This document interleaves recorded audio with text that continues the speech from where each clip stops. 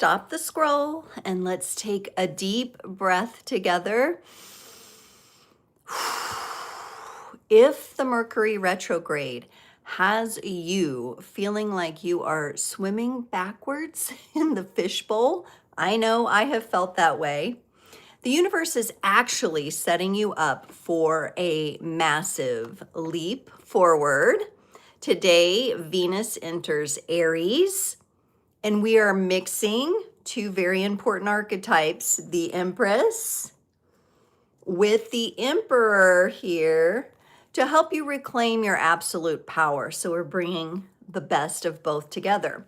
So let's decode together this wild astrology and pull your tarot and oracle messages now. All right, we got sound. Sound check. Yes, we are here. It is a stormy day outside where I am in my neck of the woods. And so you might have the same, you might have different weather, but you are going to likely hear it in the background. It's also a little bit warm, so I do have the window open. So you'll be hearing the thunder. I'm going to see if, let me see. Let me see. Ooh. I'm gonna let the notification kind of pop out there into cyberspace, because I'm not sure it went out, but sometimes it takes a few minutes. Let me know if you're here and if you are hearing the sound on this. If you are dropping in, let me know. Say hello in the live chat. All right. All right. Well, let's see. Let's see if we can get a little question today.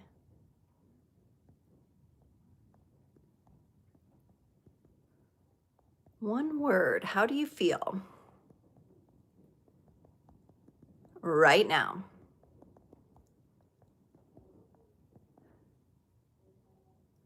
Done. Let's see if we can start the Q&A. One word describing how do you feel right now? Good morning, Tressa. Hello, you're self-evolved. How are you? I put up a Q&A, but I don't know if everybody can see it. Sometimes these work and sometimes they don't. To me, it looks like it's right here, but to you, it might look like I'm pointing to a blank part of the screen. But I'm just asking for one word, how do you feel right now? Tressa says overwhelmed. How's everybody else feeling? We have, so much going on this year already. And today, we're going to have some really important messages around how to navigate these energies. So we're going to kick it off. We're going to go over a brief review of the astrology, what's going on there. We're going to kick it off with a powerful oracle reading regarding the retrograde. So you might have seen in the thumbnail, it said rock the retrograde. Retrogrades can oftentimes bring setbacks, or it just feels like maybe you want to make traction, but you can't.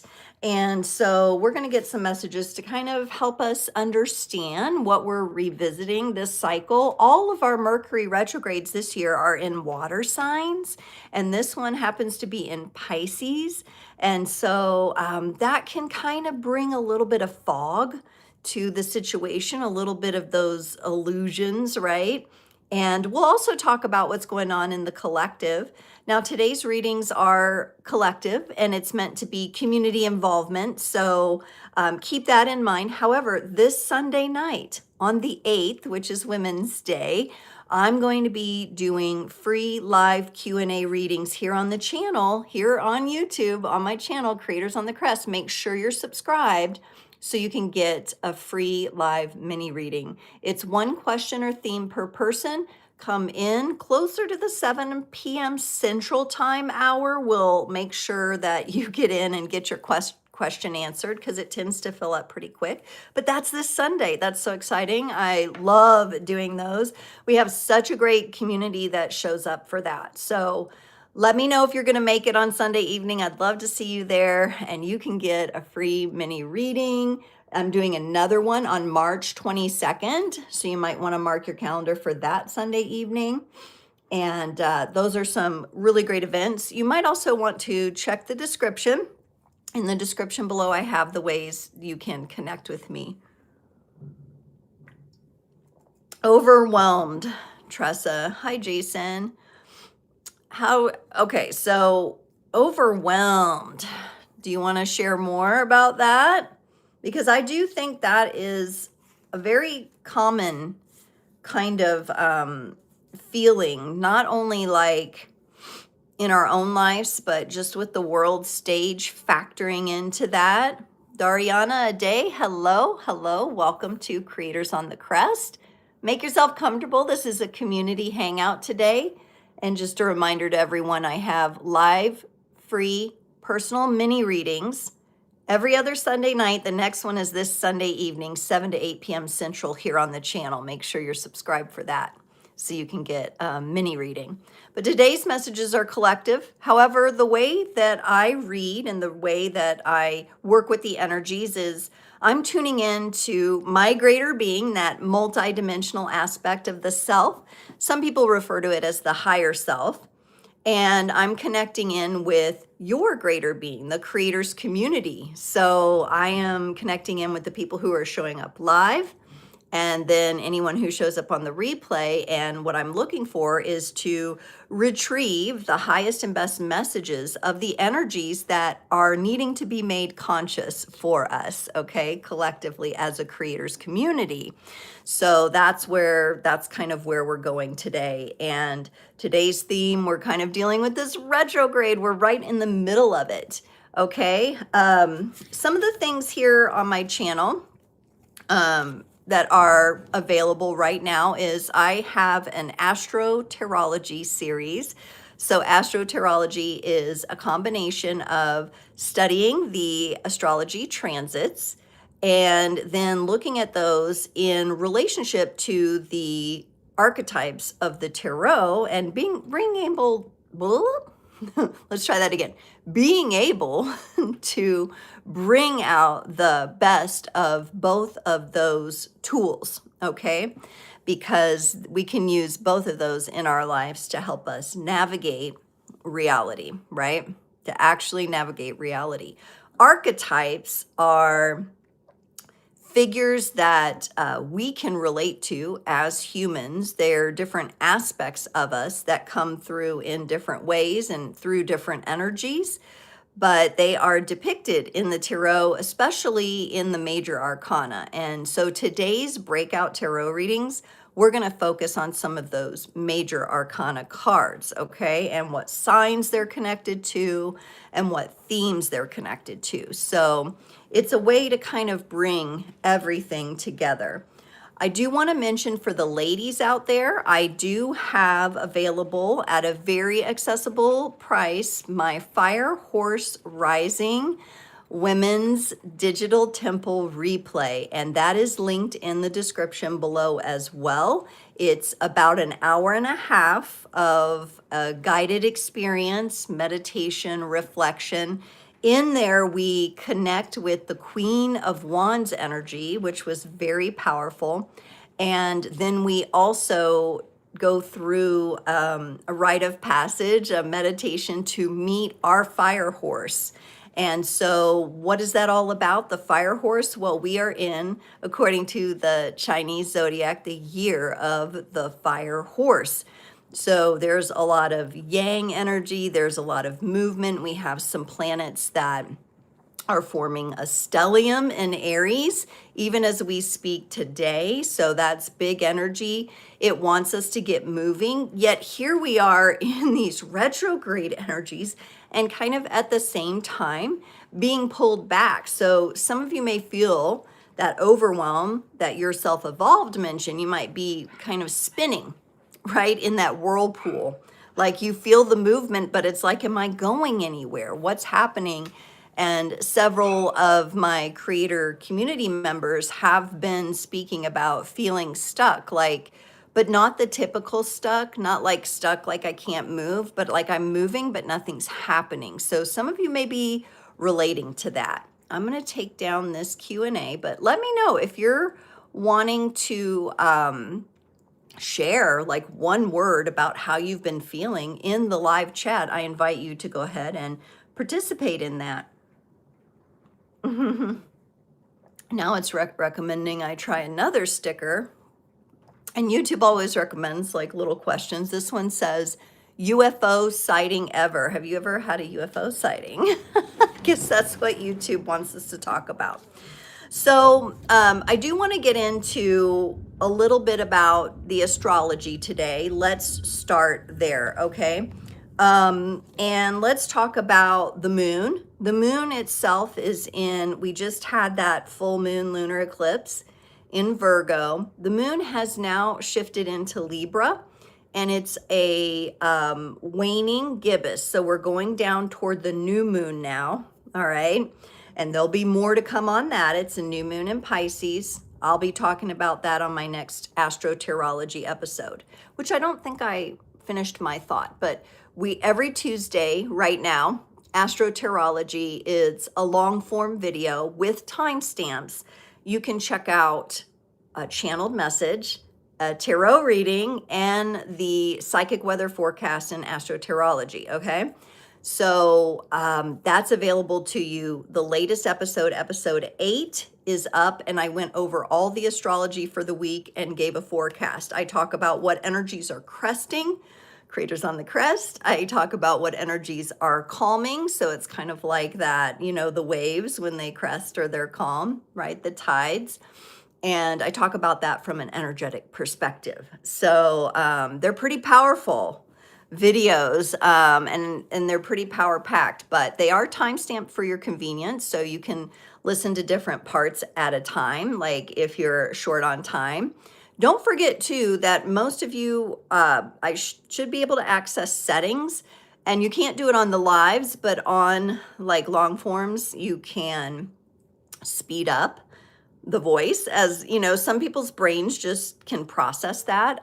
To me, I like to listen on slow mode to the videos I'm really interested in, because I want to make sure to absorb everything, but or I won't say slow, but like regular mode. But you can speed it up if that helps you as well. You have that option on YouTube. YouTube does allow that. Jason likes 1.25 for the replay speed.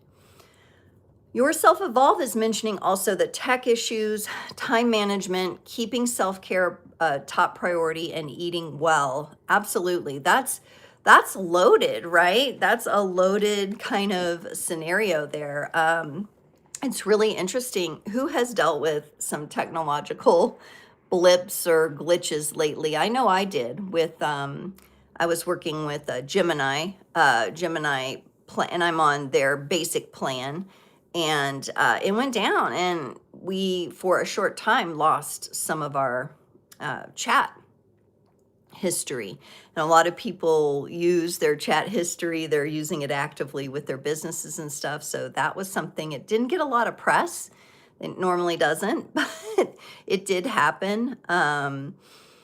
We had major storms last night, didn't lose power, but I have seen notes on the neighborhood community forums that said people have, had little glitches in power, lost power for a short amount of time. Thank you. Your Self-Evolved. Yes, that Astrotarology it was a powerful one. It was a little long. I went a little longer than I normally do. I'm going to work on that a little bit, like shortening that down just a little bit, making it more succinct. But we talked also about the law of correspondence, the alchemical principle of truth, the law of correspondence, as above, so below. So that was an important conversation. So if you like alchemy and everything like that, then this is the place for you. So we've got that moon. We've got that waning gibbous moon in Libra. The big thing that's happening today as we're having this live is that Venus is entering Aries, okay? And if you've been following, you will know, but if you haven't been, I'm going to tell you here, in Aries, so in the sign of Aries already, we have Neptune, hanging out there, and we had Saturn enter Aries. And this was something that I talked about extensively in previous Astrotarologies and Frequency Fridays. And we went into that energy, okay? Because it's a major cycle change when Saturn and Neptune entered Aries together. Now, Aries is going to be your active sign. And at the very beginning, I held up this card. This is the tarot card connected to Aries, and it's the Emperor. Okay. Jason says, weird, I can't see new messages in the chat. Be right back. Okay. Yeah, see, this is what I'm talking about. It's a classic retrograde. I think you're self-evolved. You were saying you watched my video from Tuesday, but like the first 14 minutes, like you didn't have video, even though the video's there, but like something happened in the whole processing or something, and then it just like kicked on.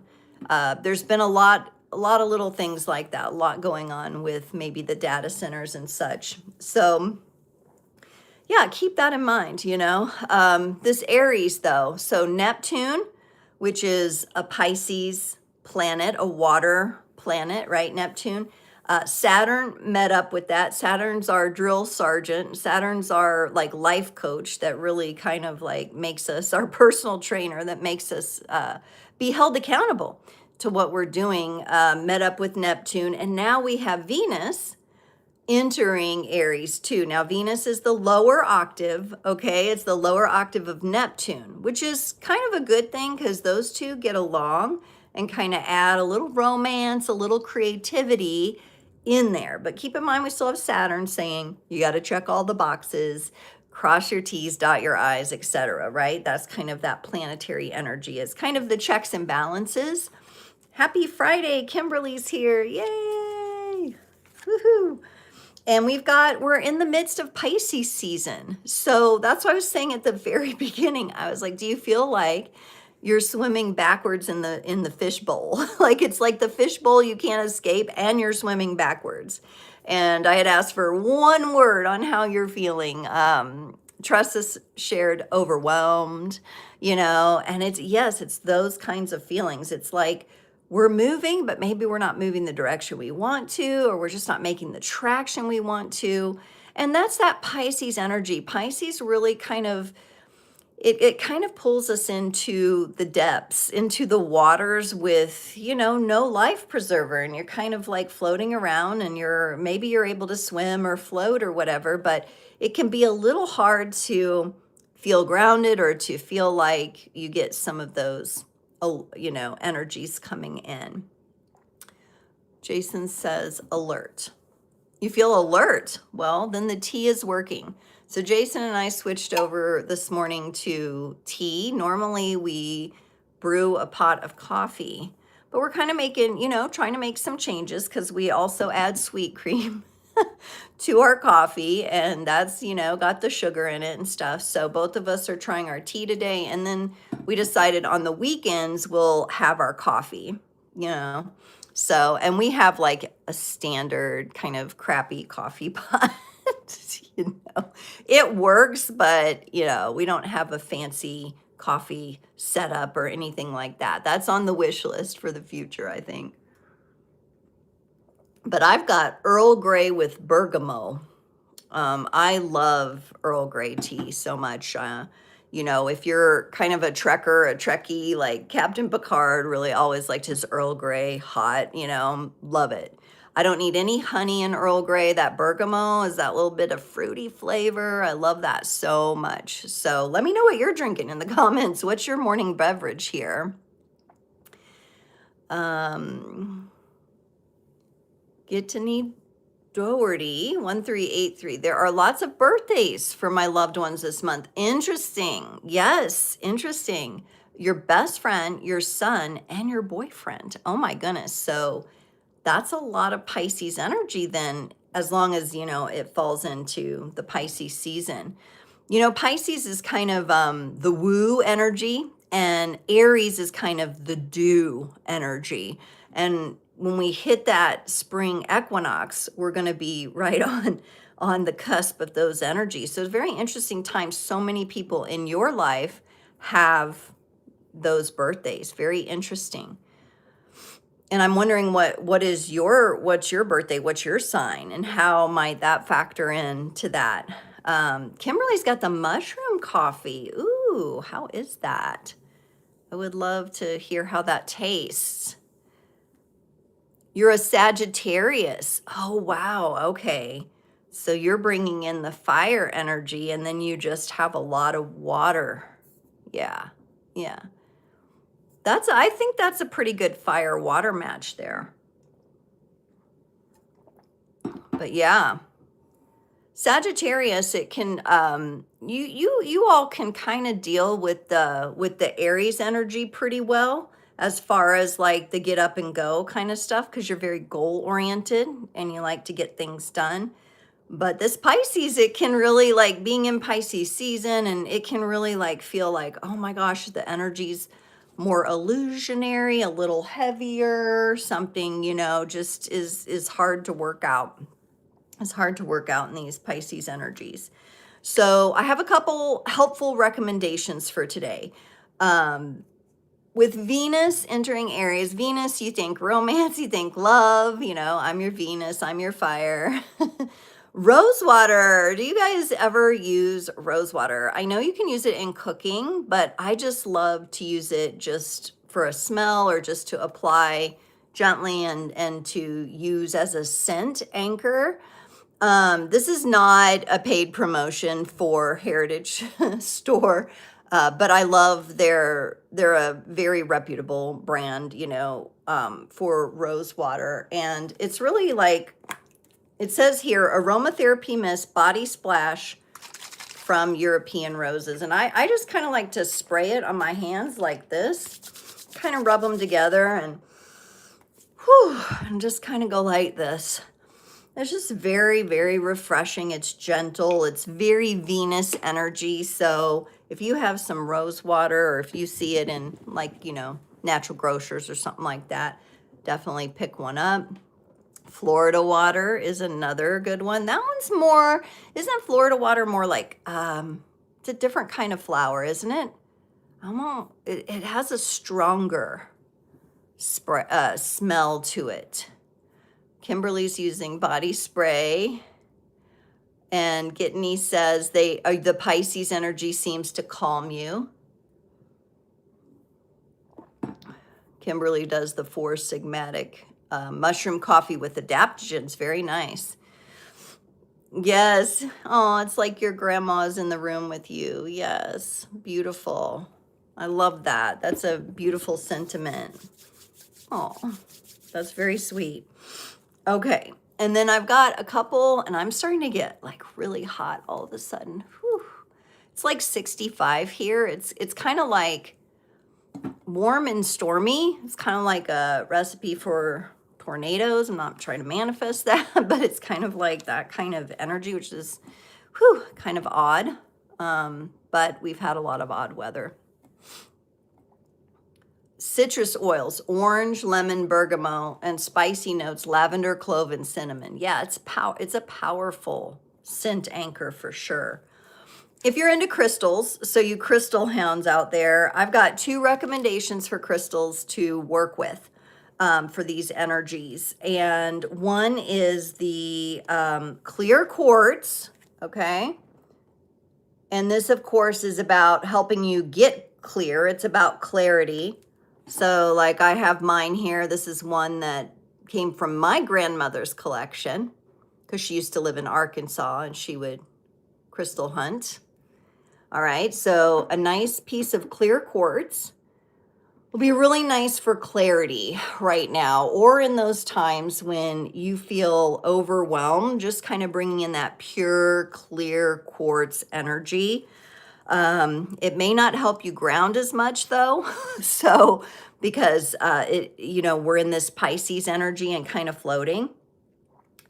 Another powerful stone though, and I had previously mentioned hematite. Hematite's really good for grounding. Magnetite, some of the,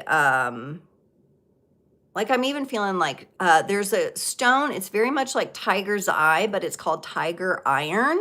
I feel like that one, because it has hematite in it, would be very grounding. That's really good for men as well. Tiger's eye and tiger iron are very good for the masculine.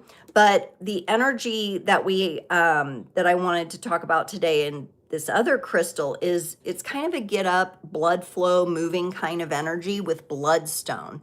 Now I don't have a physical bloodstone, or if I do, it's in somewhere deep in my crystal collection, and I wasn't able to dig it out. But here's about what it looks like, and it can kind of be a mixture of kind of the red and the dark green energies there. But if you have a bloodstone, this is kind of the get up, get moving energy that goes along with Pisces season. Now, because Pisces season brings along with it a lot of illusion, and it can have a real effect in amplifying people and situations that have addictions, and connected even to the circulatory system and to the blood flow.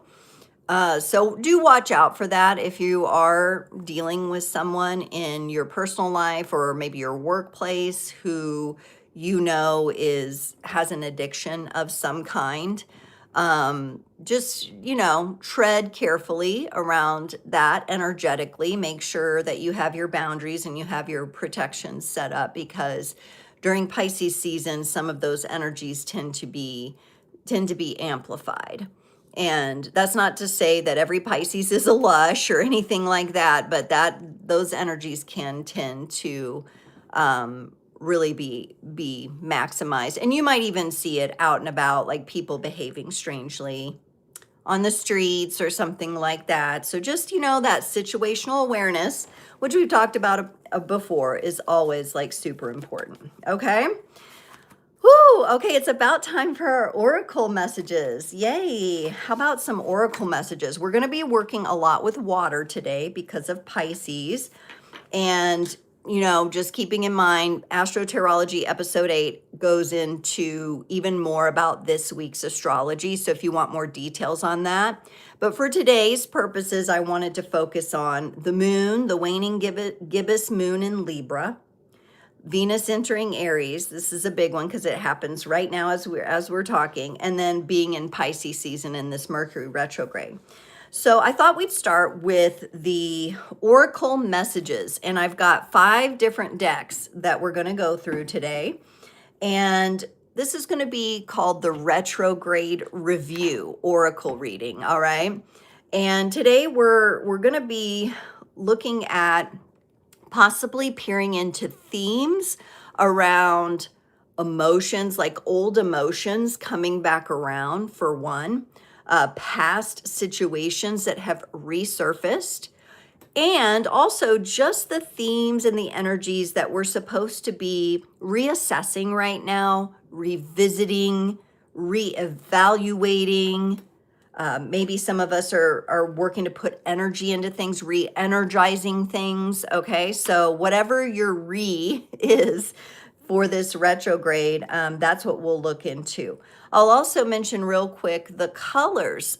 We talked about the rose, but just watch out for pink, and that'll be our Empress energy. We're going to talk about her in a little while. And red for the Emperor, the red you saw like in the bloodstone. Okay, so pink and red are going to be kind of the colors to work with this week as well.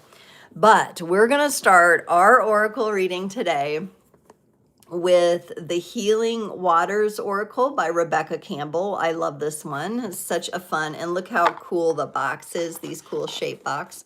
I have dropped them. Sometimes I pick them up and drop the bottom out of them. But once you're used to them, it's such a cool design. So let's start off with Healing Waters, because as we're revisiting, as we're going back around, let me know in the comments, have you had anybody come back around? Have you had any emotions come back around?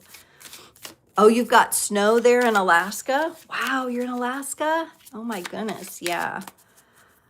How's it going? Like, how's the length of the days right now?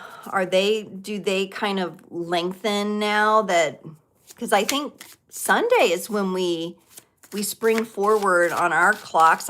Alaska's like in its own time kind of zone though, isn't it? If I'm not mistaken. Okay. You can let me know.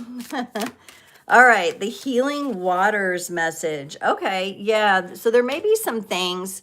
Hi, Karen. We're just now getting into the oracle reading.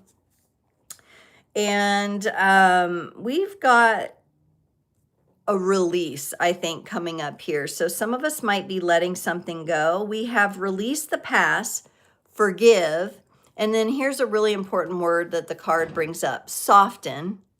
Soften and move forward. So that's really, really calling out maybe to embrace some of those feminine energies moving forward. Maybe some of us have been feeling a bit of rigidity, and it's because of something that we're still processing or still letting go from the past. Maybe some of us are dealing with that energy of forgiveness, which obviously forgiveness is something you do for yourself. It doesn't necessarily justify someone else's poor behavior, but it frees you, it releases you from those tethers of the past. What a beautiful card. I mean, this is just, look at the powerful water energy. Like, it's kind of like raging waterfalls, and she's kind of embracing that, like being cleansed, being completely washed.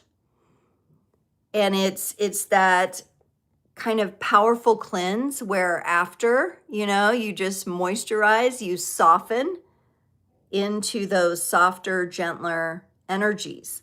With Venus moving into Aries, but Neptune also being there, I'm kind of getting Venus and Neptune vibes here. The power of the water, the power of the cleansing. Some of you may really enjoy focusing on this in the shower or having a salt bath and really just imagining the things that have really brought you down or bothered you from the past being washed away, being carried away. The water's looking pretty powerful here. So for some of you, it just might feel like, yeah, I need like the big blast of water to come and like wash all this away because it's been really heavy. Karen, I've been having migraines for 2 days, inexplicable and incurable. Not today. Thought it might relate to the retrograde. Very possibly could. I came off, yesterday I came off a 2 to 3 day migraine as well, but I know mine's connected to my hormone cycle. And right now I am having my cycle is coinciding with the full moon. And this one was really rough. This one was rougher than normal. I still got through. I still did my exercise. I still made it through, but it was tough. And for you, since it's not, you're not making the connection to anything else, it absolutely could be related to those retrograde energies. Because I'm thinking about, and I talked about the bloodstone and the blood being important during Pisces season. And the migraine, what happens is that's constriction of those blood vessels, and it causes the pain, causes the headache pain. Maybe it's just like normal hydration isn't working. Kind of like what you're self-involved in, and we all have been talking about is like the self-care things that worked before don't seem to be enough now. So we're having to like turn up the volume on that or turn up the self-care routine, possibly something like that. But with the migraines, they kind of like force you to stop. You can't function the same as you normally do. You can't be in that same energy, and it's an opportunity to kind of say, okay, I need to rest my body. I need to lay down. I need to maybe reflect or revisit something. And you've been excessively hydrating for over a month. Very interesting. Then I would say yours, probably with all the other factors eliminated, yours may have to do with something to do with the retrograde or something you're releasing. AM's here. Hello, AM. Welcome, welcome. So nice to see you. And eating extra healthy for 3 weeks. Yeah, that makes me think, yep, it's more spiritual, cosmic kind of impact there. Maybe that's the level that's being cleared or that you're doing some release on now. And it just has that echo on the physical body, perhaps. Gitney says, the past few days I've been trying to forgive someone that caused trauma to me when I was 14 years old. Yeah, that's a very sensitive coming of age, rite of passage time. So I'm sorry that someone caused you trauma, but I am happy to hear that you're working on forgiveness so that you can like free yourself from that experience. And sometimes it's a process. Retrogrades sometimes slow us down from a certain perspective because there's some sort of process that we're supposed to be going through, you know? So if forgiveness is up for you, then this is a good time to really work with that. It doesn't mean it's easy though, right? Gosh, forgiveness is tough. It's tough. It takes a lot of willpower and inner strength, doesn't it? Right. AM says, I heard that feverfew tea for migraines, if you can tolerate feverfew. Thank you. I have never tried that one, but I will in the future. Yeah, Gitney says no, even at 48 now. Yeah, see, I mean, these things, the young mind, the young body is so impressionable, and you know, sadly, many of us are not protected and loved properly when we're young, you know, and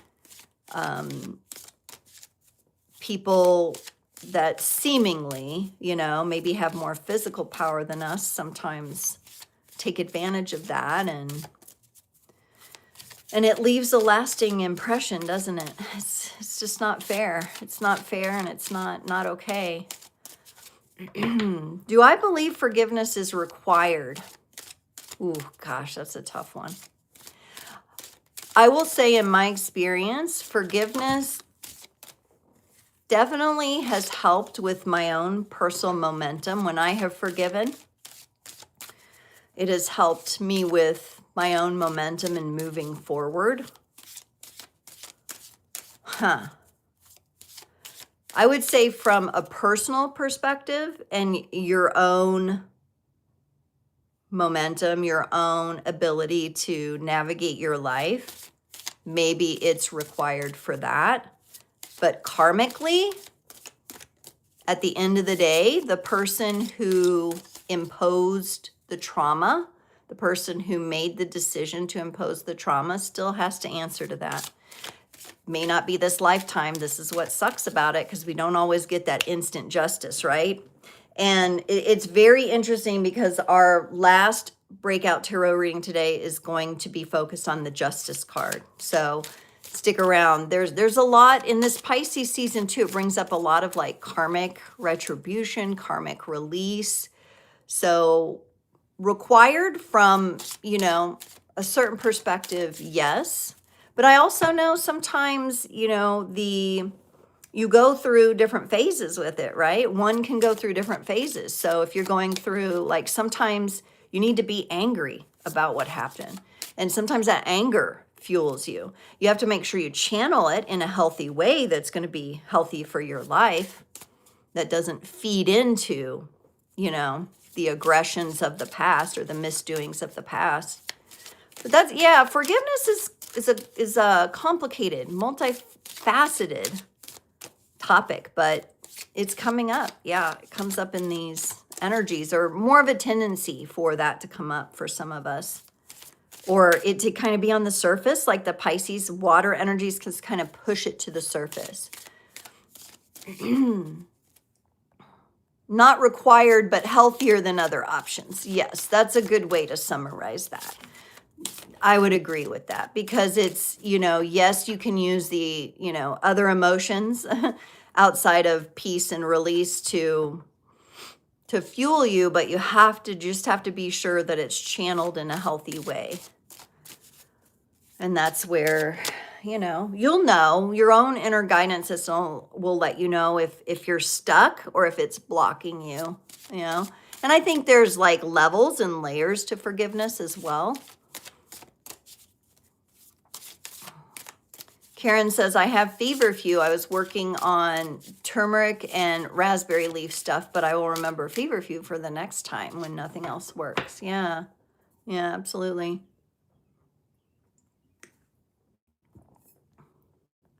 Karen, you have a really good 2-part blog on forgiveness on your Substack titled Forgiveness is No One Else's Business.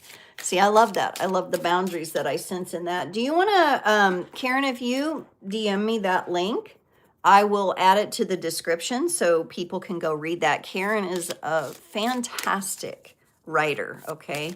So she has a way with the written word that is just beautiful to read. So I'm going to make a note here, Karen, if you'll send me the link. I don't know if you can drop it in. Sometimes it won't let people drop links in, but if it does, you can drop it in right here. But if you'll send it to me as well, I'll put it in the description so people can have a reference to that. I appreciate you sharing that.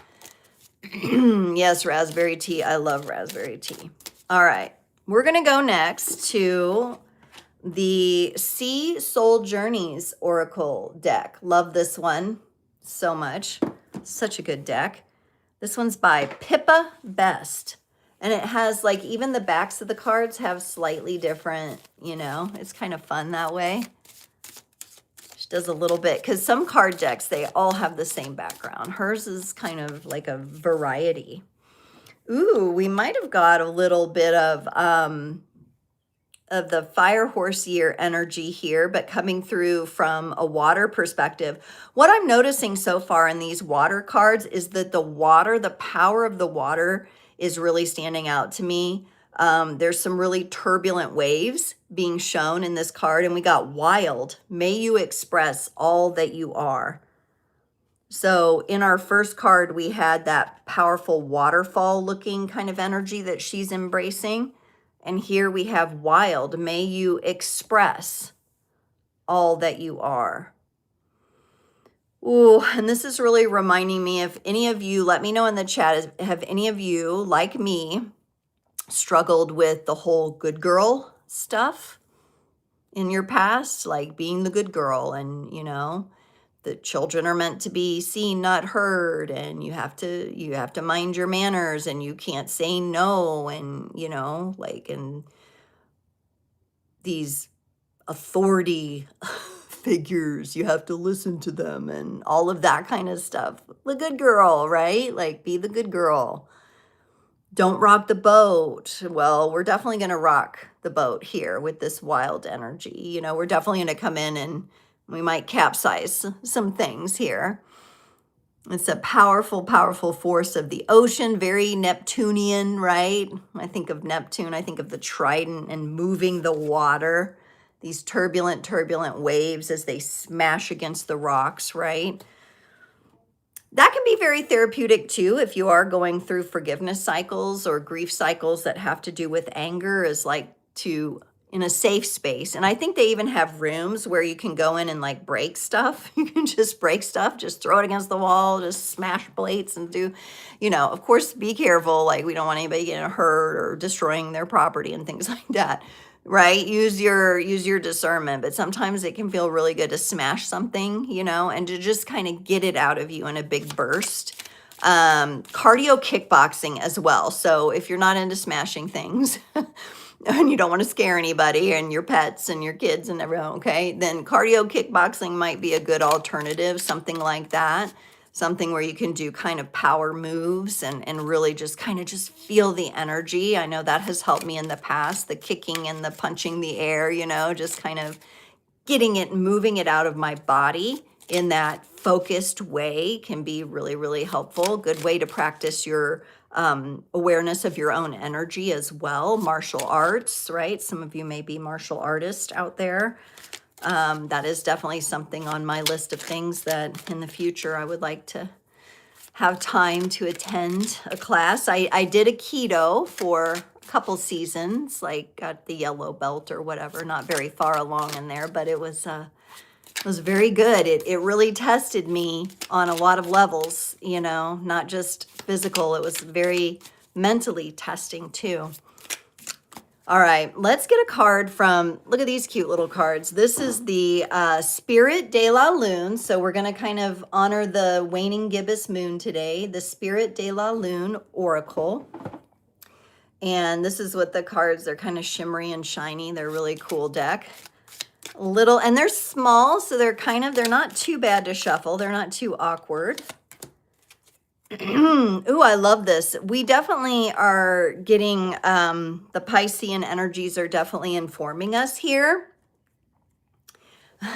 Kidney says, I can just shovel the snow aggressively for cardio today. Oh my gosh, that is a workout for sure. Yes, scooping up that and then throwing it, you know, throwing off that snow. And this is really interesting because it's giving me the sign of Scorpio. So I know, like Karen, you have Scorpio energy. I have a Scorpio Sagittarius North Node cusp. So I will mention Scorpio. The number 29 is coming up on this card. That may be a number that's important to some of you. But it says, and I love the picture on this, it says the shaman. But it is connecting, what's interesting is in this deck, she's connecting shamanic energies with Scorpio.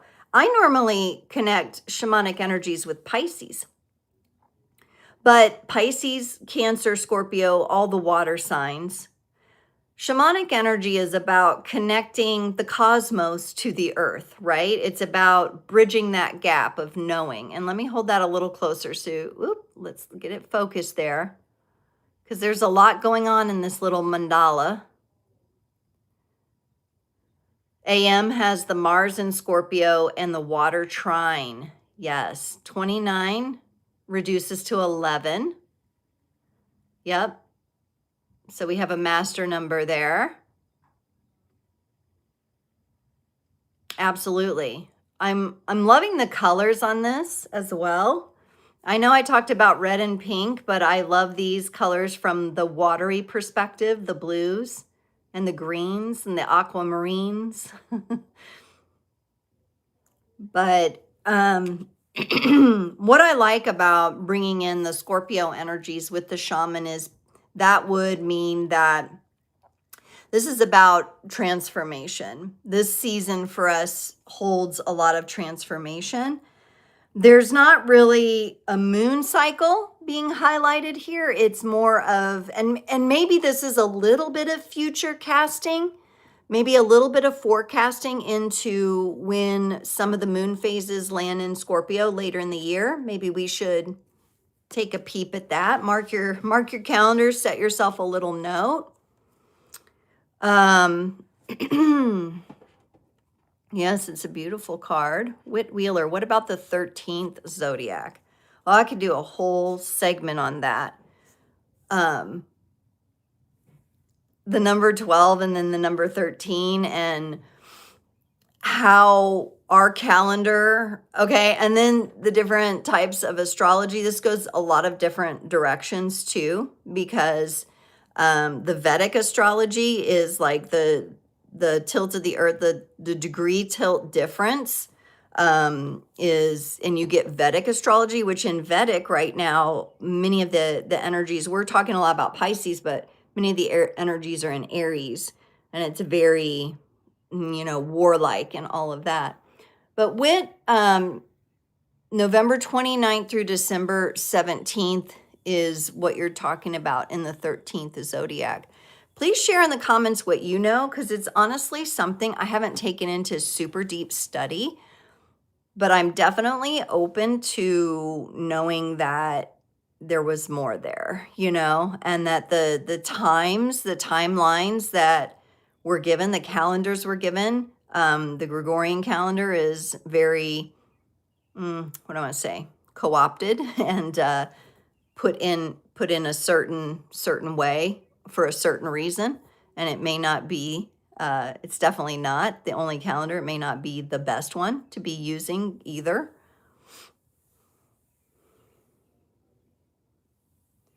Yes, please be careful. Yes, be careful when you're shoveling snow. I know, because you can like throw your back out. It can hurt your shoulders. Just be careful, especially if it's heavy.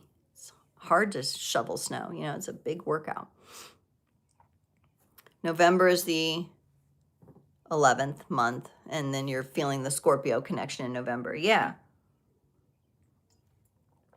I'm gonna have to make a note of that 13th zodiac. That's definitely something that I'll need to dig deeper into. But I'd love to hear what you explore about that, what you know. I know I do like to look at everything. Maybe that's that Scorpio North Node. I like to look at all of it. I'll look at the tropical Western. I'll look at the Vedic. I'll look at the Mayan calendar. I'll look at, you know, human design. I just like to know. I like to know like what factors in. Why am I the way I am? Why do I do what I do? Let me try to understand, right? From a personal perspective, and then help others like start to uncover that. And these studies are like lifelong too, because you're constantly unraveling. First of all, you have to find the information. All right. Gitney says, guess I'm close to Scorpio. Oh, okay. So you are kind of on the cusp there. Yeah. All right. Our next card comes from, I've drawn the card, but I forgot to show the box. I haven't got this one out in a while. Whispers of the Ocean Oracle cards. This is by Angela Hartfield. Such a cute deck. She really, really connects with the oceanic creatures in this deck. And we got this little like shrimp prawn, and it says number 38, shedding the old. There is a change coming your way. Cultivate a sense of adventure. Sagittarius likes adventure. So you will be able to see these new prospects. Shedding the old. Uh-oh, do we have another 11 there? 3 plus 8, 8, 9, 10, 11. There's another 11. There's 11 people watching according to when I'm looking up. Woo, we got that master number coming up for us. So we've already worked with the number, what, 29, 38, both reducing to 11. Interesting, very interesting. Okay.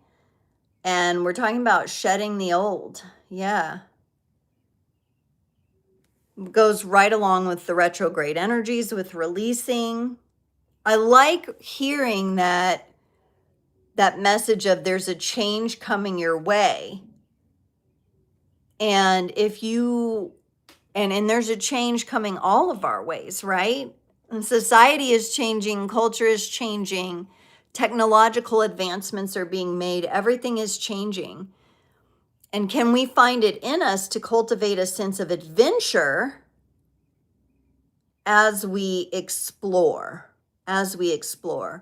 And that is an interesting balance to strike. Shedding the past, shedding the old, releasing while embracing a sense of adventure, right? It takes a lot of energy and a lot of effort to do both at once. And I think in these retrograde energies, and where we have Pisces season, but we have all these, this stellium of planets in Aries, this is where everything kind of is like, you know, how do I hold all this together?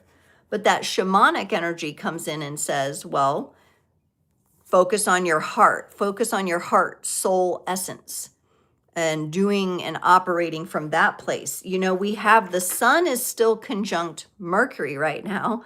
So the mental is lit up with that sun energy. And at the same time, we have these other conjunctions pulling us into how we feel about it, pulling us into our hearts. So that's yet another balance we have to strike. And that's where those Libra energies come in handy. If you can really work with the Libra energies, looking in your own chart as to where you have Libra, anytime you feel out of balance or you feel that, you know, there's these forces that are colliding and you're having trouble moving through the change, look for Libra. Look for the Libra energies. That's going to be that's also our, what, seventh house energies. What's going on in your 7th house of your chart? Check those things out. See if you can pull a few threads there to help yourself. And lastly, we're going to get a message from this beautiful deck I've been using so much lately. I love this deck. Whispers of Aloha. The Whispers of Aloha Oracle. Yes, yeah, I mean, I love using the Libra energies to help. And I have some outer planets. So sometimes it's a little harder for me to connect with, but some of you may have some inner planets points in Libra that might really gift you with a bit of balance if you can lean into them a little bit. And that's the benefit of working with these astrology transits for ourselves personally. If you're not sure about your chart, but you have like your birth time, your date and everything, check out astro.com or astros-seek.com. Both are the same. They take you to the same site. It's free to pull your chart there. And you can even pull a transit chart.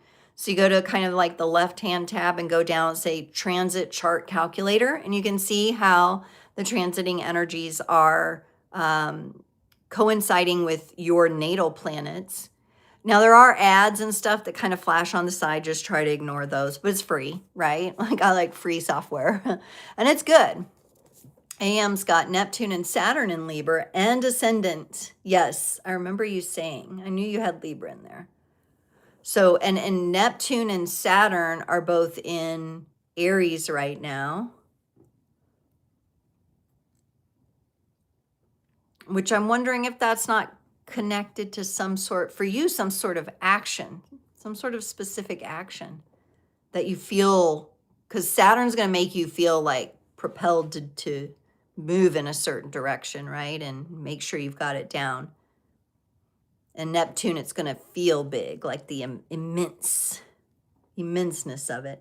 But from the Whispers of Aloha, we got a number 30, okay? Compassionate acceptance.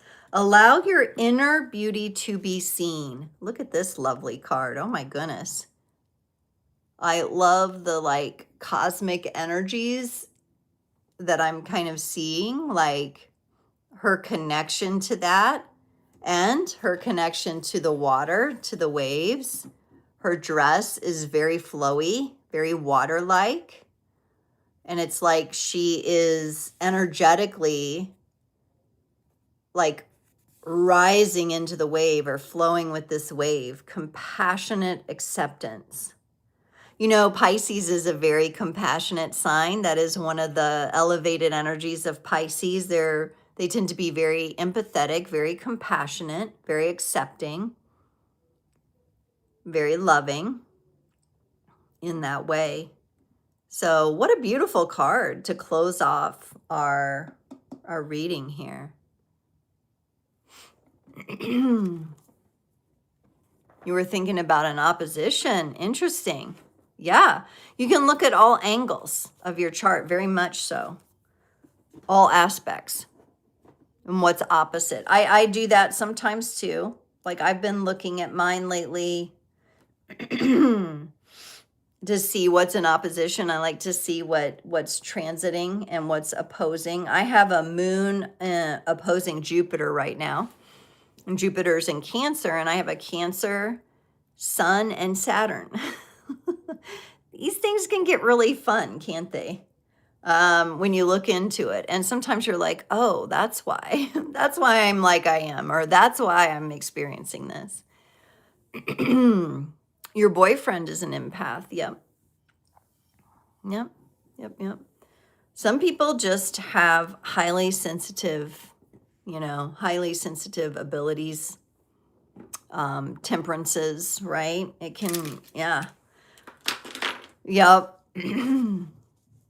And I personally am not afraid to use the word empath. I think that there's potential in all humans to have somewhere on the scale of like the level of empathy, but there's also humans that walk around existing, or are they human? I don't know. That's a topic for another conversation, that seem to lack empathy altogether. They seem to have like none, right? And the psychopaths. And it's like, how interesting is that? Like, how can you be devoid of empathy? But an empath would be kind of on the other end of the scale, where they really are sensitive to energies, they're sensitive to everything. And usually that type of characteristic requires that you have more energetic protection than an average individual, because an average individual just isn't going to be tuned in to the same level of sensitivity that you might be as an empath.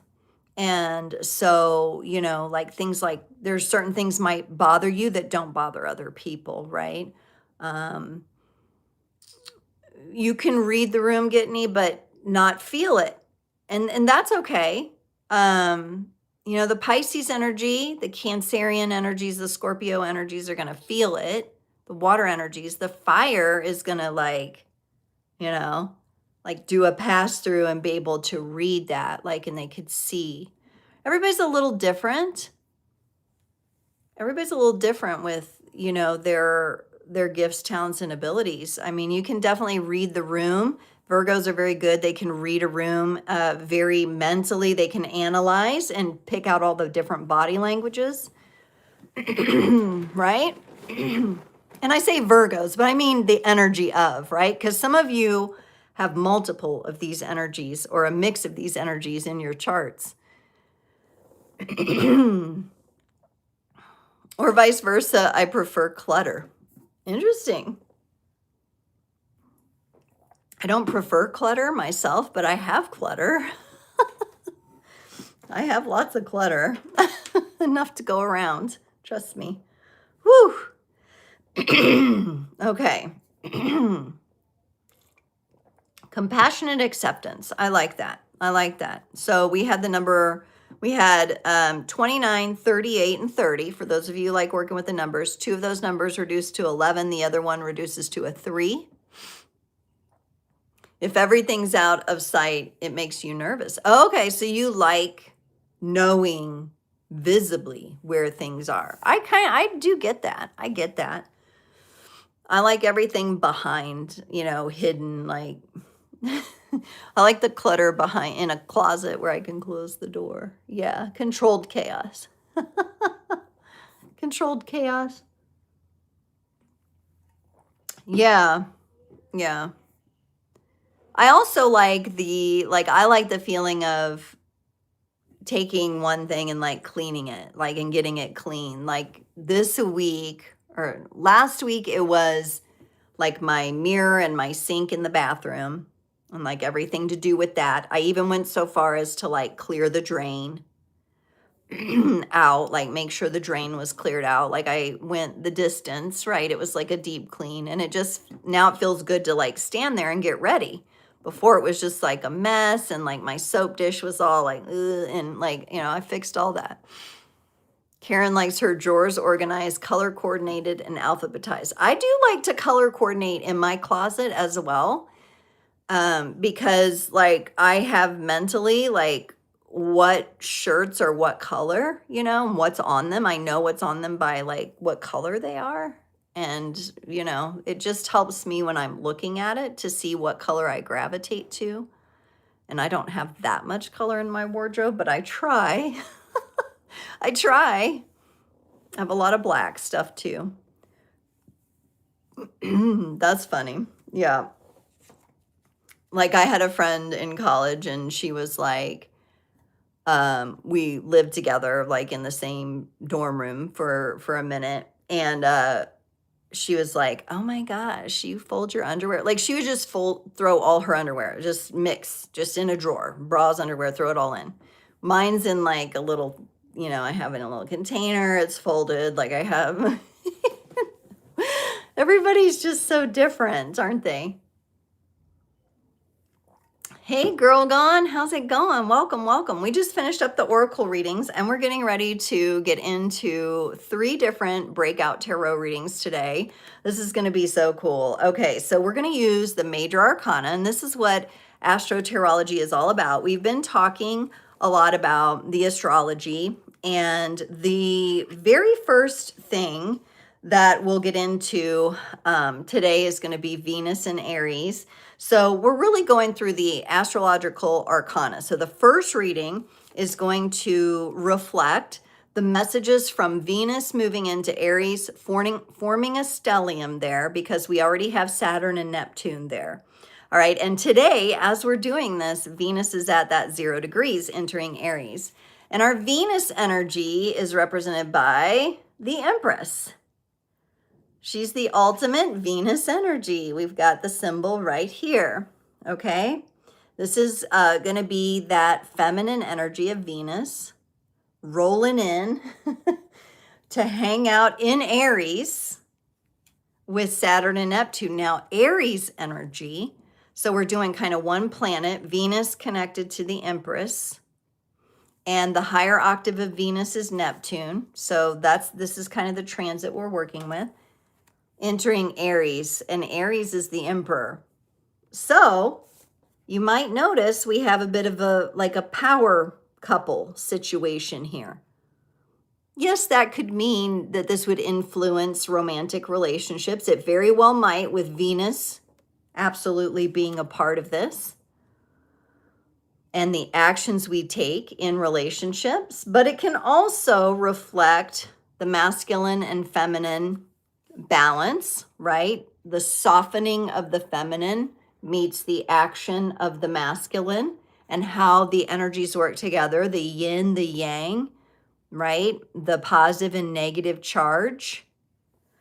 And so we have our receptive energies, our more laid back, passive, receptive energies here, meeting the active, passionate energies of the emperor here, the Aries energy. And what we're really going to be asking is to look at, how do we claim what we desire, right? What we're passionate about, with divine authority, which, I mean, she is divine authority. Look at her crystal crown, her scepter, crystal clear divine authority in comfort as well. She's got a nice big pillow. Her throne is very comfortable.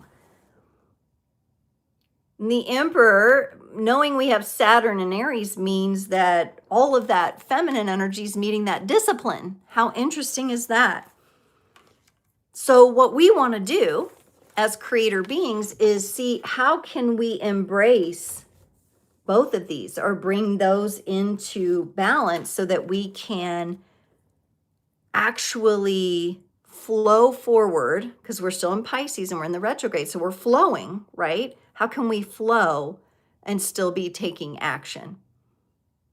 Because next we will move into Aries season, and we already will have some of these planetary bodies in Aries.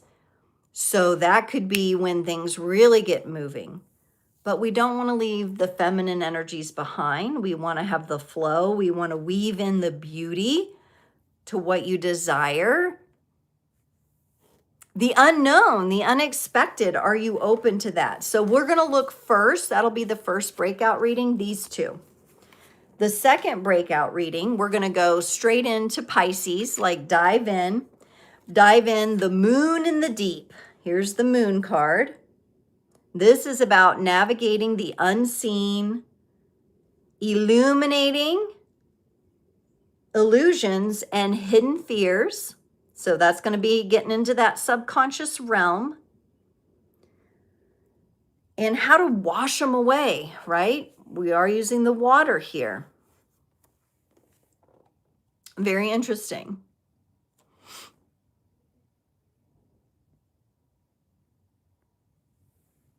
Mine are like whatever that Japanese, I fold all my clothes that way. That's funny. Oh, you also can tell where you bought the item. You had a childhood friend that ironed their underwear. I've not gone that far, but if it works for them. AM says, I feel much lighter with Venus and Aries. Good, good. Yeah. And that can have that effect for sure. And with that heavy weight of Saturn in there, it can really help to have Venus come in. So reading number 2, Pisces, all the moon energy there. And then lastly, and I think this is going to be kind of the showstopper, so be sure to tune in. And if you have to drop, don't worry, I will put timestamps on this. You can always come back and navigate to the portion that you missed and rewatch it after the replay is up. But we're going to do this Justice card representing the waning moon, the waning gibbous moon. So the moon is in Libra. Remember, when we're feeling out of balance, we're feeling overwhelmed, we look for those Libra energies, and we've got one in the transit of the moon right now in the waning gibbous. And the Justice card, this demands balance. This demands equilibrium here. And what it's doing, it's going to highlight for us what's out of balance so that we can make adjustments. I do think there is also some sort of karmic quality here. So earlier, you remember how we were talking about the themes of forgiveness, and is it required? Is it really required to move forward? There may be different balance points we have to consider as well. There may be one level of truth and justice that is revealed, but there still may be some more hidden layers, right? But the Justice card is going to get to the point. It's going to reveal. It's going to reveal. You're welcome, Girl Gone. It's been nice to see you out there doing your thing too. Way to go. Libra rising. Yes. Yes. If we can lean into these Libra energies, that's where we find that homeostasis, that equilibrium. And so knowing where your Libra gates are in your chart, where your Libra energies are important. Definitely important. Okay, so let's get into it. We're going to start off with the power couple here, the Emperor and the Empress, since we have Venus moving into Aries, so they're meeting up. I'm going to use the Wizard's Tarot today. Here's our dragon. We've got the dragon pictured on this. Lots of dragons in these cards, which I love. Love that dragon energy, that energy of consciousness. And we're gonna really see, what do the Empress and Emperor coming together, these two energies, mean for us as creator beings? How do we maintain the beauty, the receptive beauty, you know, like I'm open to receiving here while still taking that passionate action, right? Because one is kind of an output energy and one is an input. So this can be a little tricky sometimes. So we're going to ask for the highest and best messages for our creators having to do with these two energies of the Emperor and Empress meeting up. Ooh, and I really do like what I'm seeing, and I really feel like these 3 messages that I'm going to talk about actually do look very well, like we're already kind of getting into the balance, very well balanced for these two energies coming together. So keep that in mind, because it may be energies that you're working on within.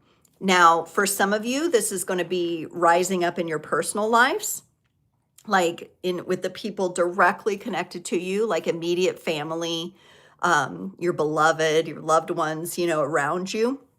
For others of you, you may see reflections of this in the workplace. I'm seeing workplace coming up here too. But definitely also seeing family and home and the loved ones energy. Now we're starting off with the Page of Pentacles here. I love the pages because they kind of bring in a fresh energy, okay? And so to me, this kind of speaks to this new cycle in Aries, this cycle that's going to, I mean, this is Saturn, Neptune conjunction in Aries. This isn't going to happen again in our lifetime. So this is a fresh new energy though.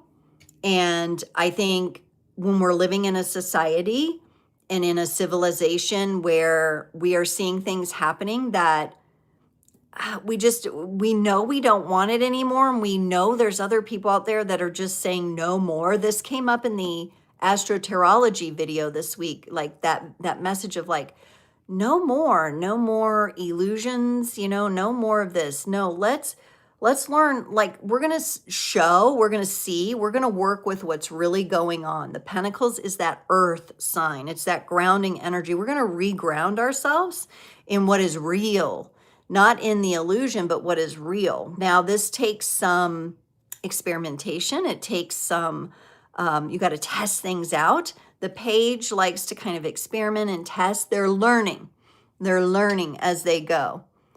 But they also bring like a refreshing kind of innocent energy. Oh, isn't it a beautiful card though, with the colors that we're seeing here? And I am getting that for some of you, light energy, and both the visible light spectrum, but also the parts of the spectrum that we cannot see, that our eyes cannot perceive, is very important for some of you. Some of you may have the ability, or it may be coming, since this is kind of a fresh new energy. Some of you may be increasing your ability to see energy, to actually like see it around people. I'm kind of getting that from this card as well. This is a practical application though. See, that's what's cool. It's like we kind of have the mystical being applied practically. So some of you may have, maybe sensing the beginning of some sort of upgrades for yourself as far as your ability to perceive things, maybe heightened, maybe deepened, maybe exalted. And you're kind of like fresh into this. That may be what this transit is bringing for some of you. Yeah, all the tools she has to start over and creating it her way.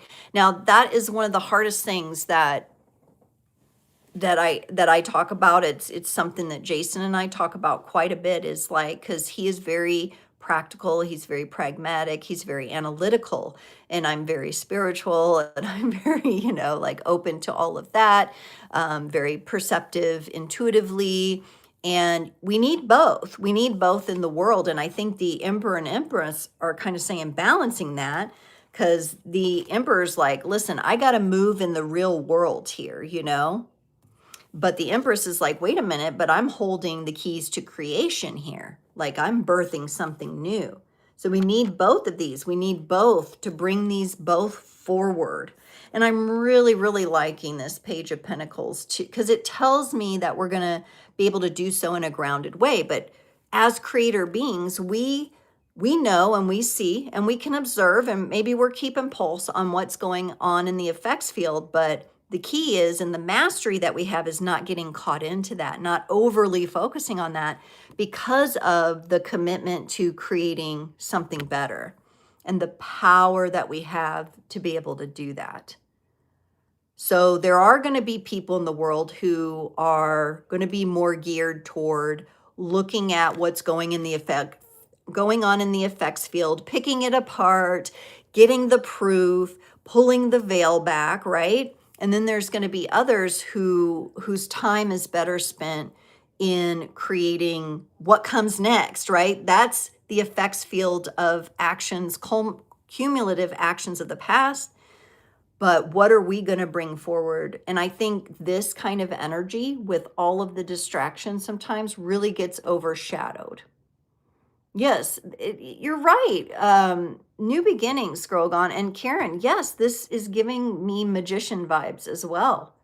Look at all the like little tinctures and tools, and there's a pendant here. There's the wand. Very magical. Yeah, very magical. And, that Pisces loves this, kind of energy as well. But I love that it's coming in, that we're like, there's purpose here. There's purpose for the practical world here. This is a pinnacle.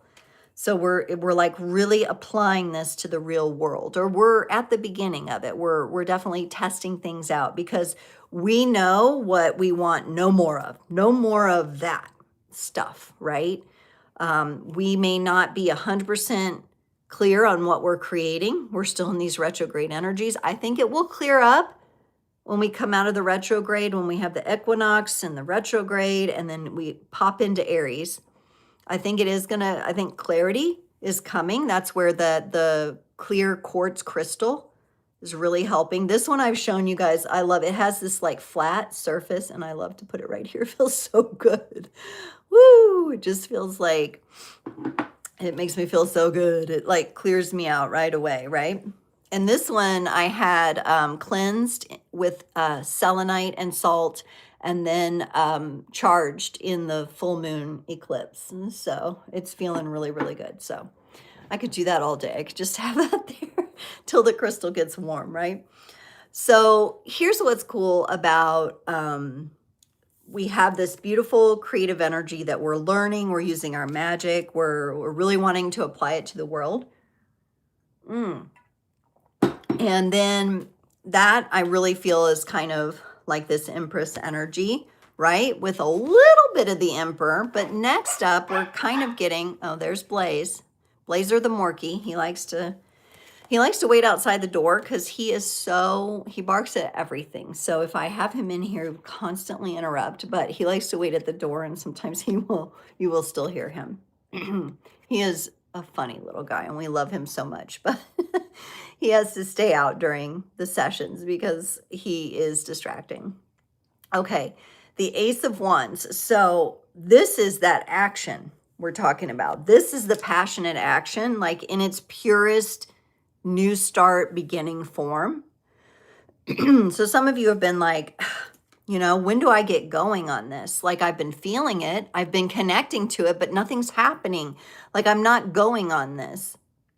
Yeah, he's Blaze, B-L-A-Z-E-R, Blazer is his full name. We call him Blaze for short. We have so many nicknames for him. Sometimes we call him Blaze in the North, like Blazy Crockett, like Davy Crockett, but Blazy Crockett. We have so many names for this dog. It's Boo Boo Bear. I mean, so many. You know how it is with pets. Yeah, more magic energy here, but very, very active, passionate, we're doing it kind of energy, the Ace of Wands. Also new and fresh, like the page, new and fresh energy. So I'm getting a really big, for the creator community, for you all, I'm getting like, this is like a pivotal time. And I think that's why some of you have felt, because you're feeling into what's unfolding. And you're also sensing, you know, like all of the ways that the universe asks you to release and revisit. And it just can make you feel that like you're stretched into these. But it's new. It's fresh, new energy. We will have to give ourselves a chance to get used to it. I can't really tell what this tattoo is here. I don't know if any of you can tell. I almost need like a magnifying glass to really look there, but there is some sort of symbol there, some sort of tattoo. And I'm kind of getting like a dragon, like this like dragon energy wrapping around here. Very magical, very much like what I like about that action that I'm seeing is it's very conscious. It's very conscious action. This isn't the kind of action where we're just like meaninglessly going about our business. This is very directed with the wand and the firm grip here on the wand. This is very directed, focused energy, right? That we're, and it's new fire for us, which I love that. And that card is very powerful. Like you're going to see how the first and the third cards are kind of like our feminine energies, like the Empress energies sandwiching with the power of this fire here. Deliberate is the word. Deliberate is the word. Yes. Accountable, responsible, deliberate. Blaze. And I don't know if that's how you pronounce it. It's a Irish male name. Interesting. Yeah. Oh, and you're seeing like the scorpion energy in that as well. Yeah. Very much so. I love when you all have your own insights too about the cards, because sometimes like the symbols that stand out to me, like I'm reading for, you know, the whole community. So someone else's energy just might be a little louder. If you see something that's really meaningful to you, definitely make your own note of it and share. What do you see that might be different? Because it might be important to you and it might be important to someone else, right? So you're all a part of the community and the flow. Oh, maybe the tattoo. Oh, you said that looks like, yeah. Is it a scorpion? Is it a lizard? What is that? It's a mystery. It's really hard for me to tell.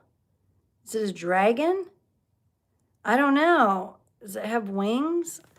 I'm going to have to get the magnifying glass on that one and try to blow it up. You meant the tattoo. Yeah, I was thinking this thing too, like the fire and like the stinger or whatever. But no, you're right, the tattoo. It's kind of hard to tell. I try to hold it still, but... Okay, so this third card, though, we got the 10 of Cups. So that's more of the Pisces, maybe a bit of like the Neptune energies with this lotus fountain overflowing. And this would represent, you know, what we're bringing. Maybe it's what we're bringing, the softness we're bringing into our home life. Can we have soft moments in the home and with family and with loved ones? Can we have the soft moments amidst all the chaos?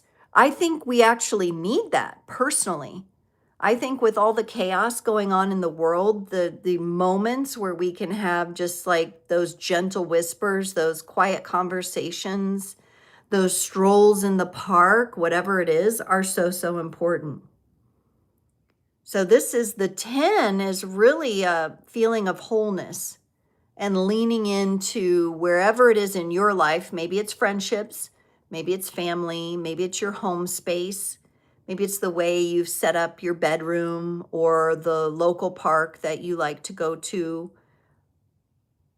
And really to be in communion, very nature oriented. We've got a beautiful rainbow, very auspicious, very much it's encouraging the kind of energies that are a bit softer, but also make you feel complete. You know, it's the words that you do speak that mean something. It's how you speak with your children, your beloved, your loved ones.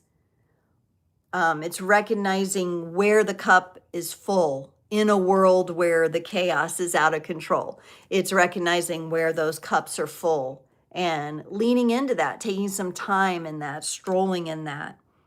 Finding refuge and safety in that, you know, feeling comfortable in that energy with the Empress here. She's by the river, she's by the water, she's surrounded by nature. The wheat, the abundant wheat is growing toward her, right? So we really have the opportunity to, and let me see if I can hold these all up together. It's kind of hard with a vertical screen. But we have the energies where the passion, the fire, is surrounded and embodied with softness at the same time.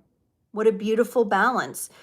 Some of you could see this in your relationships where one or the other of you, the two of you as partners, one holds the softness and one holds the fire.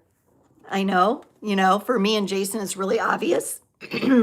He's this one and I'm these two, right? Like bringing together those things, but somehow they balance and they work together.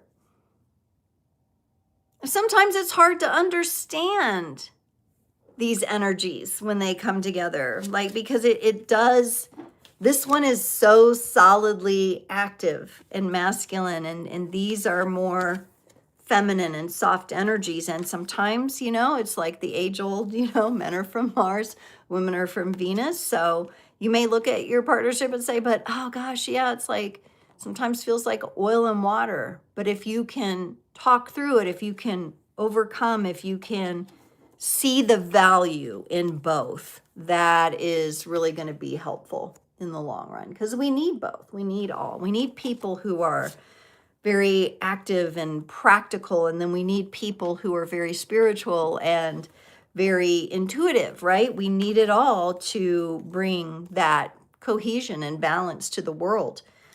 And it probably goes back to what are the core values, right? You do have to share some core values with the people you're closest to have the best come out of your relationships. So, you know, that's why like psychopaths and empaths don't work out together. They attract each other, right? Or the empath attracts them. But then you have to have those boundaries because you have to protect that softness. And you have to be with someone who is going to uphold that and that hold that as precious and help protect that, right? So that's what we want and desire in our relationships, depending on what role we're playing there. But those shared values are so, so important. Yes, isn't that fountain beautiful in that tin? Beautiful lotus fountain. Let's look at that once more. It's so pretty. I love that. And you know, I have the lotus. This is actually the image on my thumbnail today. We've got the scales, and in one of the scales is the fire, and in one is the lotus, and that's the emperor and the empress. All right, we're going to move along next. We're moving along to our second breakout tarot reading. This is the Pisces season energies with the moon. Just have a moment to look at the card, maybe comment what stands out to you in the moon card. We have worked with this card before, but there's always new realizations that come out every time we study. Lobster, sometimes also historically, that's very similar to the crab, the Cancerian energies. We have the dog and the wolf. So kind of two versions of the canines there. We've got kind of these pillars, almost like a gate. We have a gate here going on. But the moon is shrouded in mystery, right? It's illusion. We have a moon in a sun, though. How interesting. Very like eclipse kind of energy feeling. We've got these little flames kind of like flowing down. We've got mountains in the background. We've got a path, a windy path. Where does it go? What waits for us? Yep. Yep. Yeah.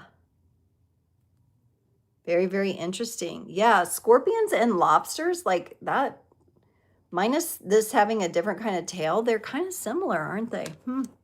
I've never studied if they're like evolutionarily connected, but they sure seem to be, like especially like this, the way they have it depicted in this front part here. All right, let's look into this.